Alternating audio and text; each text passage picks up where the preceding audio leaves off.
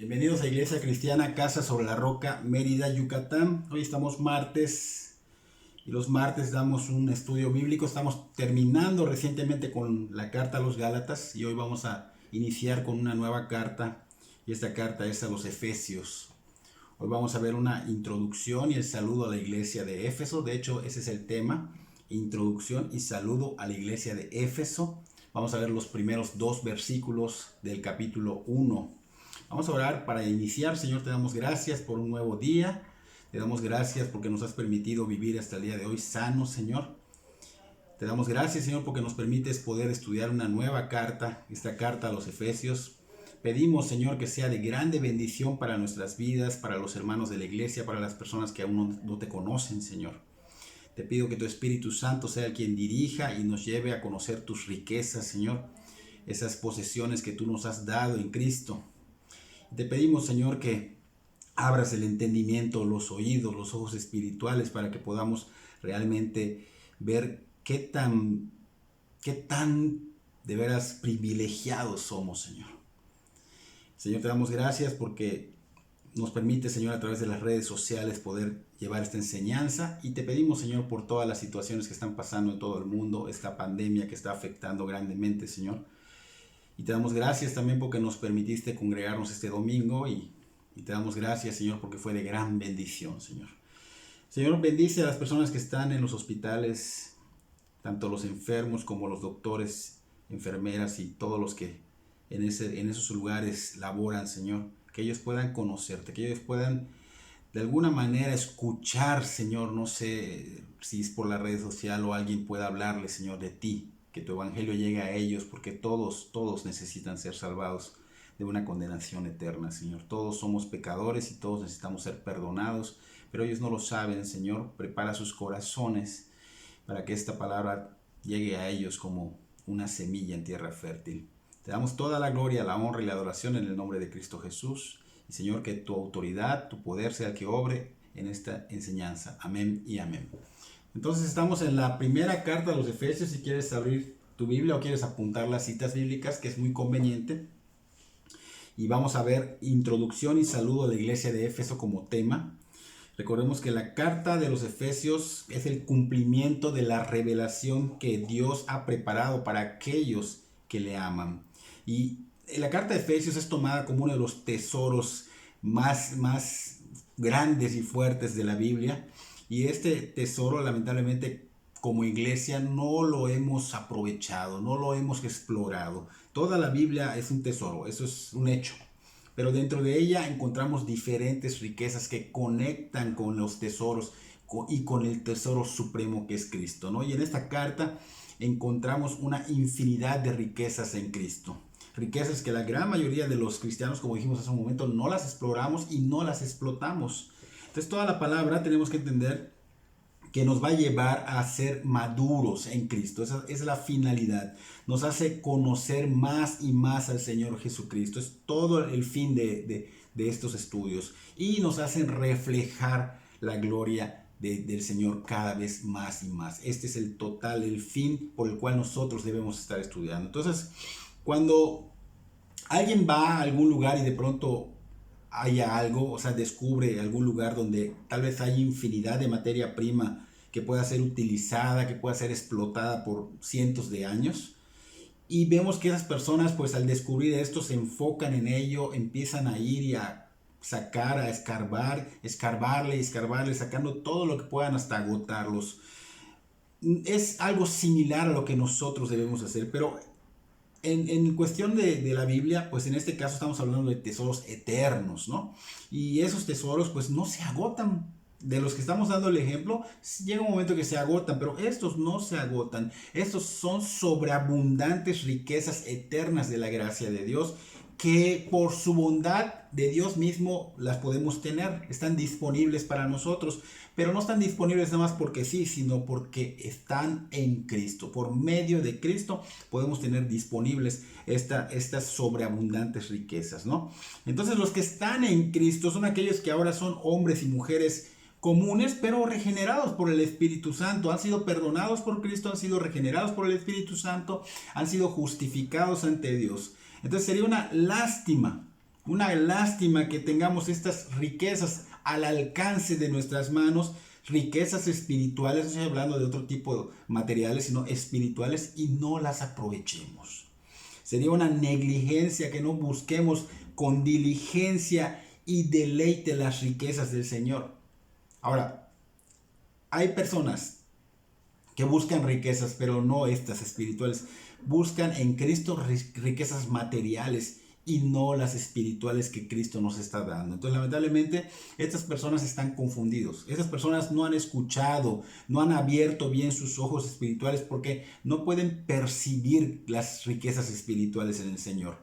El Señor Jesucristo menciona algo parecido sobre esto en Mateo capítulo 13, donde dice que viendo no oyen, ni entienden, de modo que se cumple la profecía de Isaías que dijo: de oído oiréis y no entenderéis, y viendo veréis y no percibiréis, porque el corazón se ha engrosado y los oídos pesadamente han cerrado sus ojos, para que no vean con los ojos y oigan con los oídos.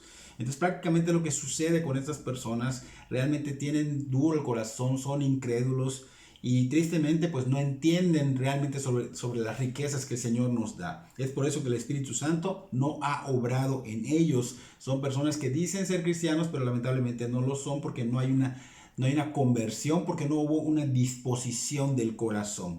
Y esa es la razón por la cual no se convierten y pueden de alguna manera errar, ¿no?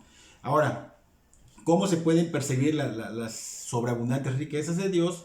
Nosotros tenemos que estudiar este libro que nos va a hacer diligentemente percibirlas, ¿no? Porque estas son las riquezas que Dios ya dio. O sea, no son riquezas que no están al alcance, sino que ya las dio. ¿Para qué? Para que crezcamos en la gracia y el conocimiento. ¿Para qué? Para que caminemos de la voluntad de Dios, para que reflejemos en ese caminar su gloria con nuestra manera de vivir. Entonces deberíamos de alguna manera enfocarnos, poner la atención de vida, porque esto es algo muy importante que nos va a hacer crecer muchísimo en gracia y conocimiento. Y algo que hizo el Señor Jesucristo, que es algo increíble y aparte que es inexplicable, de hecho no es algo para el ser humano congruente, ¿no? Es que aún viendo que nosotros, siendo malos, aún siendo impíos, aún estando en rebeldía, aún siendo inmundicia, ¿por qué? Porque ofendíamos a Dios, le declarábamos la guerra constantemente con nuestra rebeldía, pero aún así dice que el Señor nos vio a nosotros como un tesoro. Y esto lo estoy mencionando para que podamos comprender realmente el trasfondo del por qué podemos tener estas riquezas, ¿no?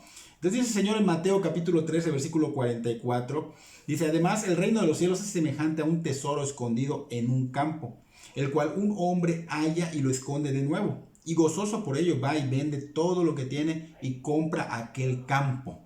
Hacemos pausa acá, en Mateo 13, 44, y quiere decir aquí que el Señor, aún como dijimos, inmundicia, rebeldes, en guerra con Él, dice que nos vio como un tesoro. Por eso dice que es algo incomprendible, algo tal vez incongruente para el ser humano, algo que no es creíble, ¿no? Entonces dice que Él se dio por nosotros por un tesoro, o sea, como un tesoro, nosotros como un tesoro para Él, y se dio hasta la muerte para comprar ese campo, o sea, la tierra donde estaba escondido el tesoro, o sea, nosotros. Y el Señor nos tiene pues prácticamente como un tesoro, como esa iglesia, ese tesoro que compró, porque Él compró esa iglesia, es el tesoro que Él anhelaba, que Él deseaba. ¿Y qué sucede con nosotros cuando empezamos a ver que nosotros éramos rebeldes, inmundicia, y el Señor nos compra a un precio de su vida, entregando su vida, recibiendo ira? ¿Qué sucede con nosotros? Somos agradecidos. Vemos lo que el Señor ha hecho con nosotros, porque ahorita vamos a ver lo que ha hecho con nosotros, lo que nos ha dado, las riquezas que nos ha dado. Evaluamos lo que valemos para que Él nos haya comprado con su calvario y su muerte en la cruz, recibiendo la ira que nosotros deberíamos recibir. No lo hacemos, no lo evaluamos, no somos agradecidos, aunque veamos que hemos sido salvados. No vemos las sobreabundantes riquezas que el Señor Jesucristo nos quiere compartir sin merecerlas, porque no nos enfocamos no vemos qué tan importante y qué tan hermoso fue lo que Él hizo y qué tan importante es crecer en la gracia y el conocimiento de Dios y obviamente sobreabundar nuestras riquezas que lo tenemos al alcance y no las tomamos. Entonces no valoramos nada. Estamos viendo que Él nos ha perdonado una gran ofensa, es ese pecado que tenemos por naturaleza y el pecado que seguimos cometiendo, y el costo fue su humillación, fue su humillación, fue su muerte, fue su resurrección. Aparte de que nos perdona, nos compra, nos libera de la condenación, de la esclavitud del mal y del mundo, nos justificó ante el Padre y ahora además nos quiere compartir las incalculables riquezas que el Padre le da a su Hijo. Y esto sin merecerlo. De hecho, merecíamos la justa ira de Dios que Él recibió en nuestro lugar. Entonces no somos un tesoro, no te creas ni te enaltezcas porque la palabra pues dice que el Señor que para Él somos un tesoro, pero nosotros no somos un tesoro. Él nos toma como eso, pero nosotros somos malos. Así que no te enaltezcas porque sin Cristo no valemos nada. Ahora, fue por la compasión, por la misericordia de Dios, la compasión que Cristo nos ve como un tesoro. Por eso vino Él por ese tesoro, pero a dar su vida en rescate por nosotros, a recibir el pago que nosotros merecíamos, y nuestra reacción a todo esto no es correcta. Después de conocer toda esta introducción de esta carta, nosotros deberíamos de cambiar nuestras perspectivas, deberíamos de enfocarnos en buscar esas riquezas diligentemente, prestando toda la atención con un corazón súper dispuesto y receptivo a lo que son las palabras o la palabra de Dios. Porque estos sí son verdaderamente tesoros. La palabra de Dios es verdaderamente un tesoro divino, no como nosotros que no éramos ningún tesoro. Sin embargo, el Señor le plació tomarnos como una perla preciosa. Esto lo dice en Mateo capítulo 13, versículo 45 y 46. Así que debemos glorificar a Dios con esas sobreabundantes riquezas.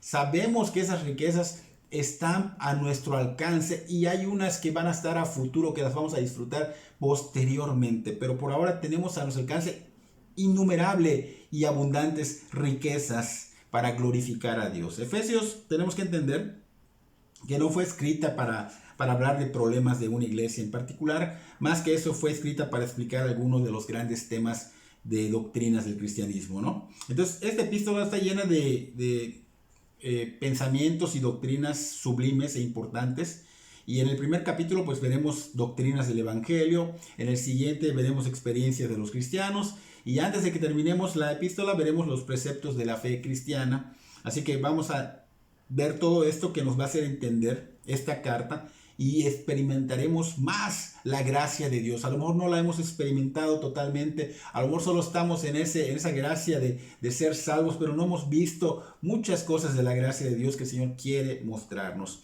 que son tesoros que están a nuestro alcance. Entonces vamos a ver todo esto que nos debe hacer algo, debe haber un cambio en nosotros, debe haber gratitud.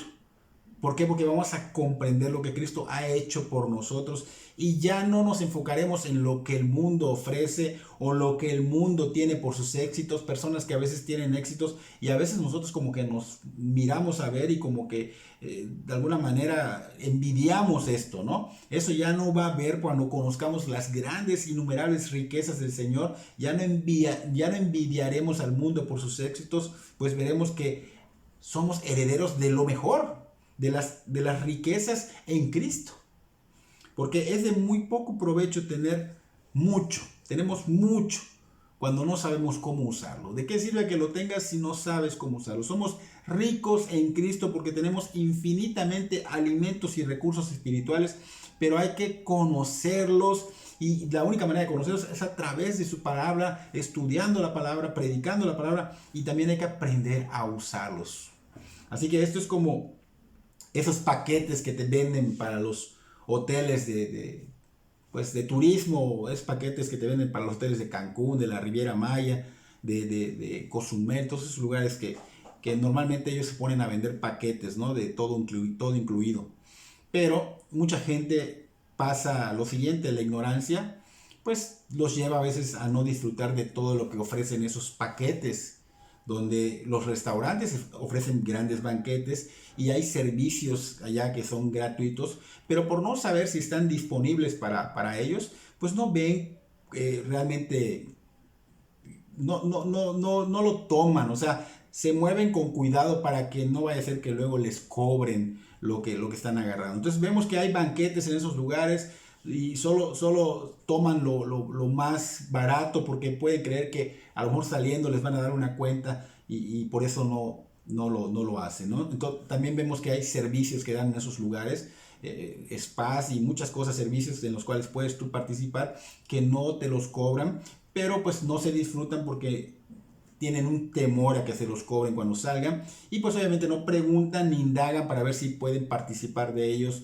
o pueden tomar lo que quieran en los banquetes que se ofrecen en esos restaurantes, ¿no? Y algo así sucede en nosotros, ¿no? Porque eso se llama ignorancia. Ignoramos algo, no preguntamos, no conocemos, entonces ignoramos y nos sucede muy parecido en lo espiritual porque hemos sido comprados a un precio de sangre. Sangre no de cualquier persona, del Señor Jesucristo. Hemos sido, de alguna manera nos ha imputado su justicia y Él nos ha imputado a su familia. Somos el pueblo santo de Dios. Y somos herederos de las sobreabundantes riquezas del Señor Jesucristo. Entonces cuando alguien se arrepiente, cuando alguien rinde su vida al Señor Jesucristo, entonces sucede esto. Te haces prácticamente hijo de Dios. Eres heredero de estas sobreabundantes riquezas y es algo que no tiene explicación porque es algo sobrenatural que sucede en ese preciso momento del arrepentimiento, quebrantamiento y rendición a los pies del Señor Jesucristo. Nos hacemos prácticamente del Señor. Ahora estamos guardados en Cristo y es por estar guardados en Cristo que somos herederos de las riquezas que les son dadas al Señor por el Padre. Porque se las da al Hijo, pero nosotros como estamos escondidos en Él, son para nosotros igual. Entonces estas pueden ser adquiridas en el momento que uno decida tomarlas. No son como aquellas joyas que exhiben en las joyerías muy caras o a veces hasta en museos, donde solo puedes ver y no puedes tocar a menos que vayas a comprar, ¿no? Estos tesoros que son espirituales, que podemos de alguna manera no solo verlas, sino podemos tomarlas. ¿Por qué? Porque estamos en Cristo. Entonces, Pablo, en el versículo 15 de este primer capítulo, pues se pone a orar para que nosotros podamos comprender sobre estas riquezas. Él ora al Dios, dice, para que el Dios de nuestro Señor Jesucristo, el Padre de la gloria, os dé espíritu de sabiduría. Se pone a orar por nosotros para que nos dé espíritu de sabiduría y revelación del conocimiento de Él, alumbrando nuestros ojos de vuestro entendimiento para que sepáis cuál es la esperanza a que Él os ha llamado y cuáles son las riquezas de la gloria de su herencia de los santos. O sea, Pablo oraba para que no ignoremos sobre estas riquezas espirituales. Nosotros también debemos estar orando, pero no solo orando, debemos actuar diligentemente para no seguir ignorándolas. Porque si las ignoramos, no estamos apreciando esa salvación que vino por medio de Cristo Jesús y en consecuencia no vamos a reflejar ese gozo inefable y glorioso y no podremos defendernos tampoco de las seducciones del mundo y lamentablemente seguiremos en una posición de ignorancia espiritual, viviendo como esas personas que no tienen ni dónde dormir ni nada, que son como pordioseros espirituales. Entonces, nosotros no debemos de caer en esto, porque si caemos en esto no vamos a poder tomar esas riquezas espirituales. ¿Por qué? Por ignorancia, por falta de conocimiento. Así que vamos a leer ahorita nuestro primer versículo de la carta a los Efesios y comencemos a entrarnos en esta hermosa carta y vamos a llenarnos de gratitud para ser esos cristianos que el Señor quiere que sea. De hecho, fuimos llamados a hacerlo. Dice Efesios 1:1, Pablo, apóstol de Jesucristo por la voluntad de Dios, a los santos y fieles en Cristo Jesús que están en Éfeso. Hacemos pausa en el versículo 1 y estamos viendo, para empezar aquí, estamos viendo que Pablo es el que escribe esta carta. Debemos saber que él fue quien escribió esta carta. Él es el autor, pero es un autor secundario. Y Pablo no solo escribió esta carta, vimos Gálatas y vimos varias cartas en el Nuevo Testamento. Se puede decir que casi todas las cartas del Nuevo Testamento Pablo las ha escrito. Ahora, esta carta debemos mencionar que Pablo la escribió desde prisión. Entonces mencioné autor secundario. Autor secundario porque el autor principal es Dios. Dios inspiró a Pablo. Pablo mismo lo dice en la segunda carta a Timoteo, una que también escribió Pablo, en el capítulo 3, versículo 16, dice, toda escritura es inspirada por Dios.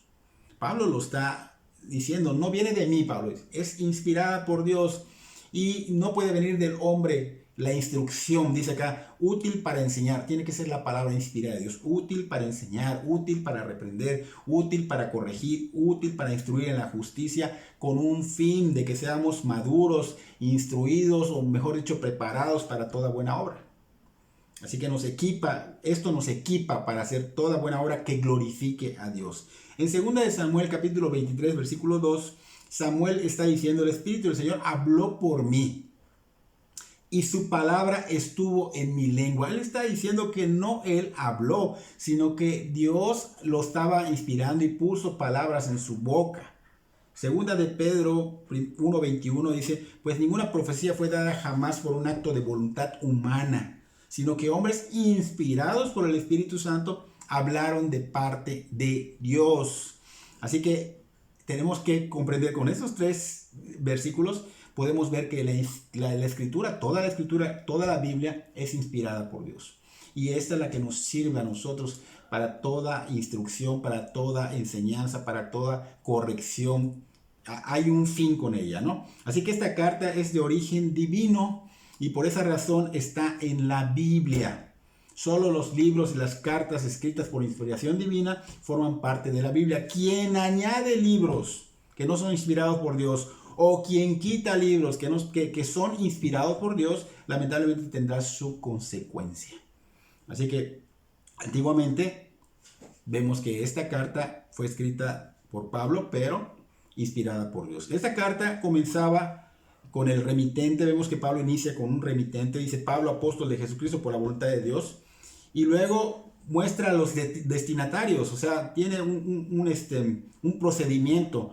Dice a los santos y fieles en Cristo Jesús que están en Éfeso. Y tercero, habla del saludo que vamos a ver en el versículo 2 un poquito más adelante. Y este es el procedimiento que Pablo está haciendo. Hoy día el procedimiento para escribir una carta es un poco diferente, pero Pablo utiliza el antiguo procedimiento mostrando un remitente, mostrando un destinatario y mostrando un saludo. Entonces Pablo, aquí vemos que se presenta, como apóstol de Jesucristo. Porque así lo fue. Así lo fue. De hecho, lo vimos recientemente defendiendo su apostolado, defendiendo el Evangelio en la carta a los Gálatas, que es la que acabamos de terminar la semana pasada. Pero podemos ver este nombramiento, que no solo fue un nombramiento que Pablo se dio, sino que fue decretado por el mismo Señor Jesucristo en el libro de Hechos capítulo 9, donde el médico Lucas relata el encuentro que tuvo Pablo con el Señor Jesucristo, de cómo el Señor Jesucristo le dijo directamente a Ananías que Saulo le iba a ser instrumento para llevar en el nombre de Dios, o sea, el evangelio en presencia de gentiles, de reyes y de los hijos de Israel. O sea, Pablo iba a ser utilizado por el Señor grandemente y que le mostraría el mismo Señor cuánto Pablo tenía que padecer por su nombre, porque llevar el nombre del Señor Jesucristo va a traer persecución, va a traer padecimiento. Y así fue. Se cumplió todo esto en la vida de Pablo. Pablo tenía las cicatrices, lo hemos visto anteriormente, eran sus credenciales de Pablo, todo lo que había padecido por causa de Cristo. Y este testimonio que está dando Pablo acá es muy, muy fuerte, pero ese testimonio nos sirve a nosotros para traernos esperanza para nuestros hijos, para nuestros familiares, para nuestros amigos, para nuestros conocidos que tienen un corazón duro, que pensamos que nunca el Señor los va a transformar. Estamos viendo acá Saulo, o sea Pablo, estaba con un corazón durísimo, estaba en contra del Señor Jesucristo. Él era miembro del Sanedrín, o sea, pertenecía al Sanedrín, que estaba todo el Sanedrín en contra de Cristo, y él era uno de los que enviaban para asolar a la iglesia. Pablo asolaba, perseguía a la iglesia, era ejecutor de cristianos, metía a la cárcel, golpeaba y mataba a los cristianos porque quería acabar con el cristianismo. Entonces esto era fuerte, un corazón duro como una roca, y nosotros a veces dudamos de nuestros seres queridos, de nuestros amigos, de nuestros conocidos que tienen un corazón duro, Pero el Señor vemos que aquí a Pablo lo quebrantó, vemos que lo transformó para que le sirva como ese apóstol por la voluntad de Dios. Apóstol es uno que lleva con autoridad el mensaje, o sea que él iba a empezar a llevar ese mensaje de autoridad, por eso lo defendió en la carta de Gálatas y ahorita nos está presentando por qué fue el apóstol. Estamos viendo el por qué aquí en Hechos, a través de esta carta de los Hechos de los Apóstoles en el capítulo 9. Así que vemos que Pablo era apóstol por medio del Señor Jesucristo, de Dios y del Señor Jesucristo. Entonces, en la primera iglesia primitiva, que es todo el libro de Hechos, nos muestra que para ser apóstol tenía que ser, pues que tengan ciertas características, requisitos o condiciones, ¿no? Primero que nada, haber visto a Cristo y haber estado desde el principio de su ministerio. Eso era un requisito, una condición que tenía que tener, ¿no? Y también tenía que ser testigo de la resurrección del Señor, haber recibido la comisión de predicar el Evangelio y también habiendo recibido el poder y la autoridad para ir a predicarlo, ¿no?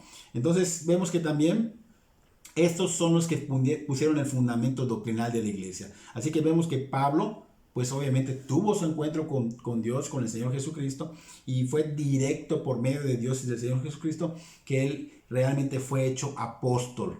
De hecho, Pablo fue el último de los apóstoles. Cristo lo hizo apóstol, Cristo le dio la autoridad, Cristo se le presentó en persona a Pablo, y estos apóstoles pues fueron, tanto ellos como Pablo, fueron los que pusieron el fundamento sobre el cual es edificada la iglesia del Señor. O sea que Cristo es el fundamento donde los apóstoles edificaron. Así que este apostolado ya no se le puede dar a las personas. Muchas personas se engañan por allá que son apóstoles, pero puede ser que lo tomen como apóstoles que son enviados a llevar el mensaje, pero no apóstoles del Señor. Se terminaron los apóstoles ahí en ese mismo momento. Pablo fue el último. De hecho, Pablo dice que fue el último, y si decimos que hay más apóstoles, llamamos mentiroso a Pablo, que fue inspirado por Dios. Así que vemos que este hombre, antes de ser de Cristo, era testarudo, era perseguidor, era asesino de cristianos. De hecho, era celote, y fue transformado. Y pues vemos algo tan sobrenatural que no es creíble. Pero estamos viendo que esto es verdad y nosotros creemos en la palabra de Dios. Entonces, si vemos que este Pablo, Saulo, fue transformado aún siendo lo que era, ¿crees que tu hijo o tu hija o tu esposo o tu esposa o tu madre o tu padre o tus hermanos o tus amigos o conocidos que son duros de corazón, o sea, incrédulos al verdadero evangelio, que creen que no necesitan del Señor porque se creen superhumanos que pueden salvarse solos, que creen que todo lo que son y tienen vino por ellos mismos, por su sabiduría, por su inteligencia, por su fortaleza, creen que sus logros vienen de ellos nada más, que creen que no necesitan rendirse a los pies de Cristo para salvarse? Estos que son testarudos, estos que son orgullosos, estos que son soberbios, pueden ser quebrantados. Pueden ser humillados por el Señor para que rindan su vida al Señor Jesucristo y le sirvan. Pero tienes que confiar, tienes que orar. No dejes de orar, y cuando se presente la oportunidad de presentarles el Evangelio, preséntaselos. Cada vez que se presente la oportunidad, que se abra la puerta, preséntaselos. Ora por ellos, ora porque el Evangelio sea bien dado. Porque la palabra tiene el fin de esto, de quebrantar. Recuerda que nos muestra la necesidad urgente de arrepentirnos porque nos quebranta, nos muestra que estamos en pecado, que estamos destituidos de la gloria de Dios. Entonces nos quebranta, nos hace arrepentirnos y nos hace rendirnos ante el Señor Jesucristo. Así que es suficiente con que tú ores, con que tú prepares el Evangelio para darlo. Es suficiente para todo ser humano. No necesitamos ninguna ayuda externa más que el Evangelio. El Espíritu Santo es quien convence. Entonces esta carta fue escrita pero no fue escrita, para que sea guardada en el baúl de los recuerdos de Pablo. No, fue escrita para que tenga la función de que llegue a estos destinatarios que eran los hermanos de Éfeso. O sea que ya eran los que estaban prácticamente convertidos en esas congregaciones de Éfeso. No para todo Éfeso, porque no todos, pero para los que ya eran convertidos, que fueron hombres duros. Allá en Éfeso se convirtieron a Cristo los hombres que estaban duros de corazón, porque fue algo increíble, porque en ese lugar verdaderamente se practicaba la magia y el espiritismo. Había siempre estas sectas De hecho, estaba el templo de Diana muy, muy grande. Así que solo el poder de Dios podía quebrar o romper esas fortalezas que están en la mente para abrirle los ojos a los de Éfeso de que realmente necesitaban ser salvados por Cristo y que no eran salvos por esos demonios en los que ellos creían. Entonces Pablo, ¿qué hace? Les predica, y estos que estaban bien aferrados a lo que es el espiritismo y la brujería se convierten. ¿Por qué? Porque el Espíritu Santo estaba obrando en ellos. Estaba obrando en ellos, pero no solo se convirtieron y ya. Dice acá que ellos fueron redarguidos y trajeron sus libros, en el libro de Hechos, trajeron sus libros de brujería, trajeron sus libros de espiritismo y los quemaron, los ofrecieron para quemarlos. Entonces la gracia de Dios obró a pesar de que habían supersticiones, a pesar de que había brujería, a pesar de que había creencias del oculto. Entonces Pablo, en 1 Corintios 1:18 dijo claramente, porque la palabra de la cruz es locura a los que se pierden, pero a los que les salvan, esto es a nosotros poder de Dios. Así que la palabra tiene poder. Aquí estamos viendo que la palabra obró en esos hombres tan duros, agarrados por brujerías, por demonios, por creencias del oculto, supersticiones, y vemos que realmente la palabra tiene poder, tiene poder. Así que en la carta a los Romanos, capítulo 1, versículo 16, Pablo vuelve a mencionar, porque no me avergüenzo del Evangelio, porque es poder de Dios para salvación. El Evangelio es dado para salvación a todo aquel, dice Pablo, que cree. Al judío primeramente y también al griego, o sea, a todos, no hay excepción. Es lo que quiere decir. Entonces el Evangelio es poder de Dios para salvación. El Espíritu Santo, ¿qué hace con el Evangelio? Te empieza a convencer de él, te empieza a abrir los ojos de las personas que escuchan el Evangelio. Y si estas personas están duras, soberbias, bien aferradas a sus sectas satánicas, pues el Señor va a ver la manera de quebrantar. Si tú estás orando por esas personas, créeme que va a ser de grande ayuda. No porque Dios necesite ayuda, sino que es importante que oremos. El Señor quiere que oremos. Así que estas personas que eran satánicas, aferrados a esto satánico, fueron cambiados por el Señor. Fueron cambiados por el Señor. Y Pablo, que era muy aferrado a su religiosidad y era un asesino, fue cambiado por el Señor. Entonces, ¿cómo no vas a tener esperanza por los más duros de tu familia?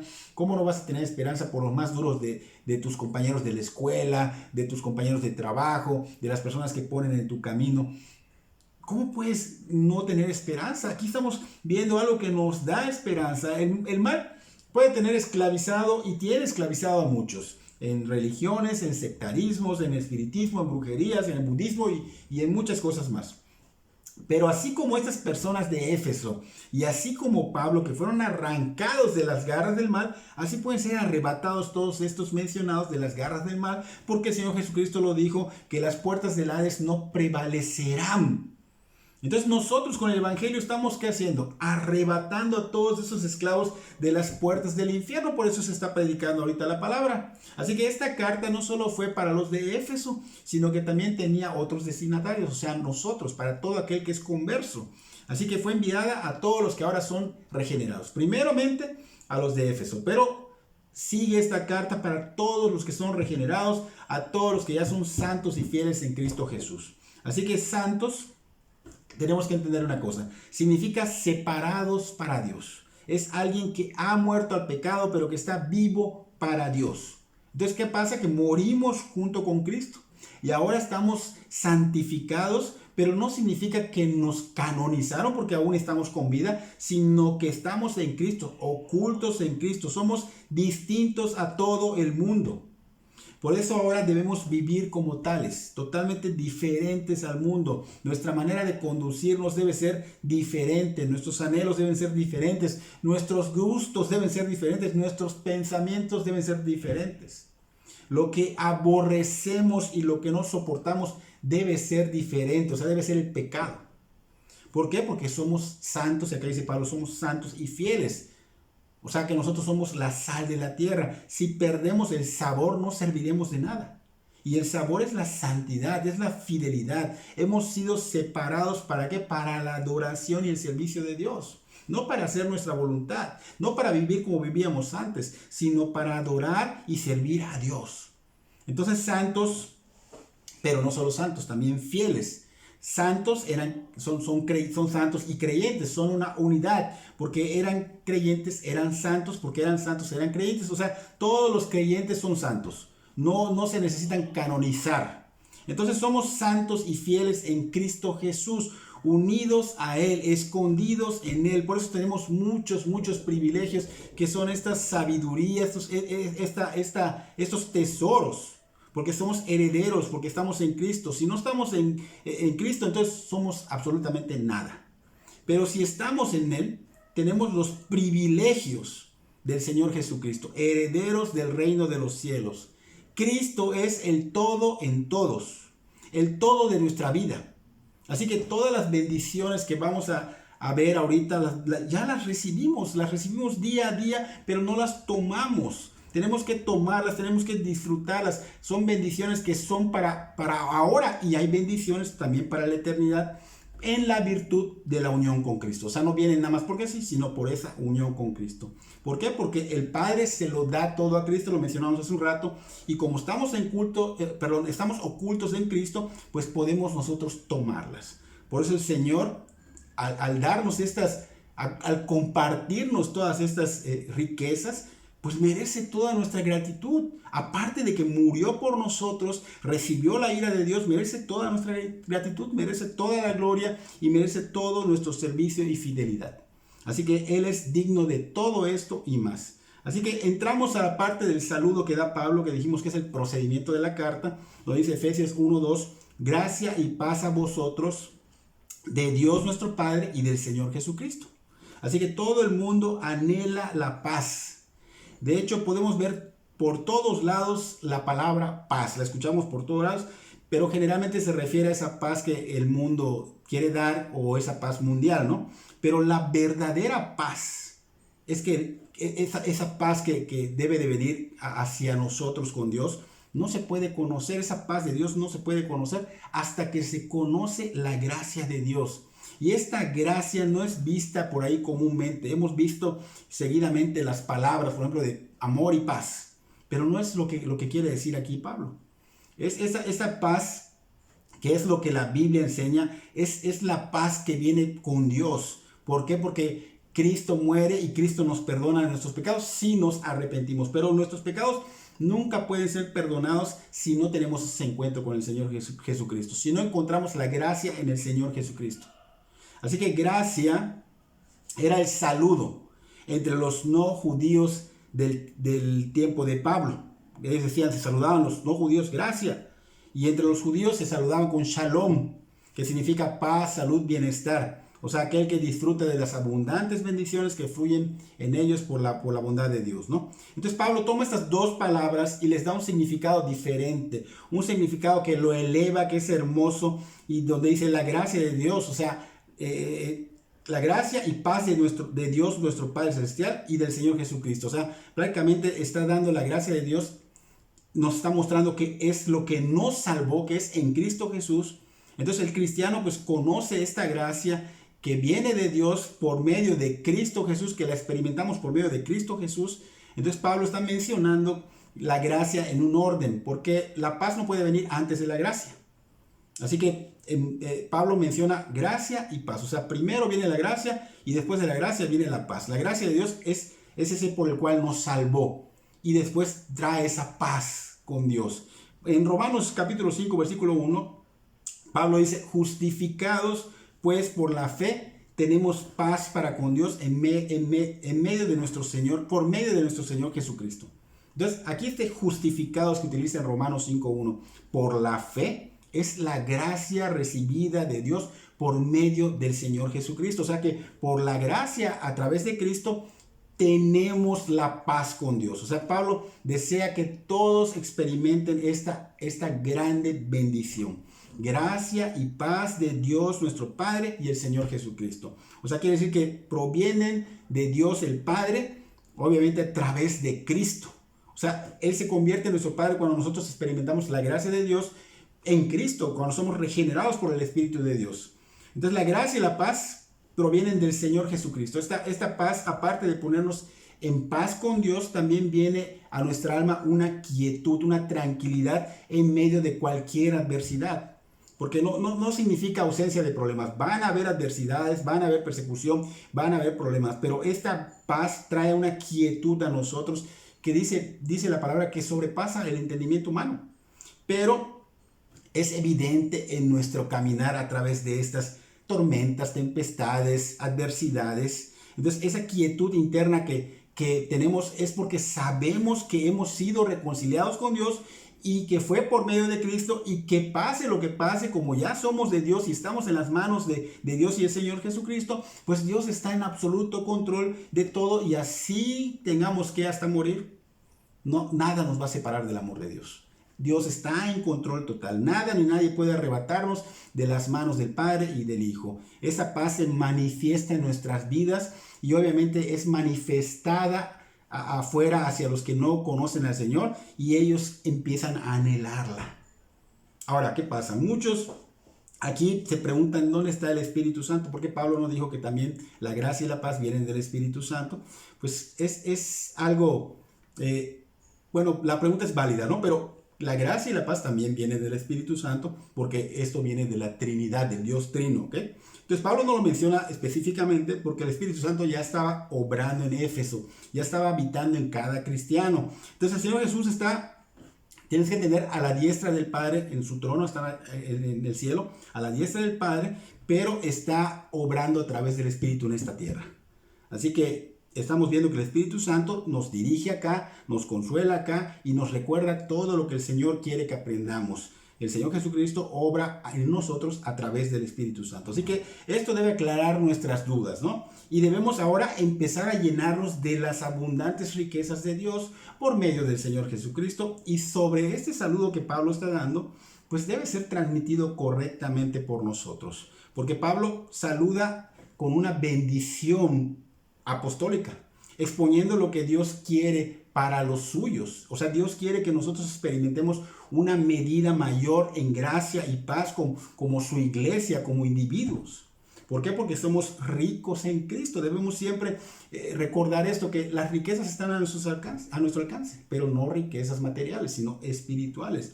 Ahora, ¿qué debemos hacer? Debemos orar para comprenderlo, para poder recibirlo y manejarlo, pero también para poder compartirlo, para que otras personas puedan llegar a conocer al Señor a través de esto, ¿no? Entonces, para los que no son de Cristo, en Isaías 57:21, el Señor habla muy claro y muy fuerte. Nosotros no éramos de Cristo antes. Y dice la palabra, Dios dice en su palabra que no hay paz para los impíos. Entonces, no sigas creyendo que solo por mencionar que crees en Dios, pues tú ya eres salvo. No sigas en esa condición. El Señor quiere darte la salvación, pero no es a tu manera. Él quiere que experimentes su gracia que es la que quiere reconciliarte con Él, que es la que quiere perdonarte de tus pecados, y esta viene solo a través del Señor Jesucristo. Pero esto solo se da a través del arrepentimiento genuino, a través de que rindas tu vida obstinada ante el Señor Jesucristo, para que Cristo te perdone y te justifique, y el Espíritu Santo te regenere y puedas experimentar la paz de Dios que proviene solamente por su gracia. Espero que este mensaje nos abra más el entendimiento, que nuestros oídos y nuestros ojos espirituales estén bien abiertos y podamos comprender y empecemos a llenarnos de estas abundantes tesoros, riquezas del Señor que quiere darnos. ¿Por qué? Porque el Señor en la cruz lo hizo por nosotros, lo hizo posible. Espero que podamos comprenderlo, y para esas personas que no conocen al Señor, que el Señor obre en sus corazones para que puedan estar en paz, que vengan a arrepentimiento y estén en paz con Dios. Que Dios bendiga sus vidas grandemente.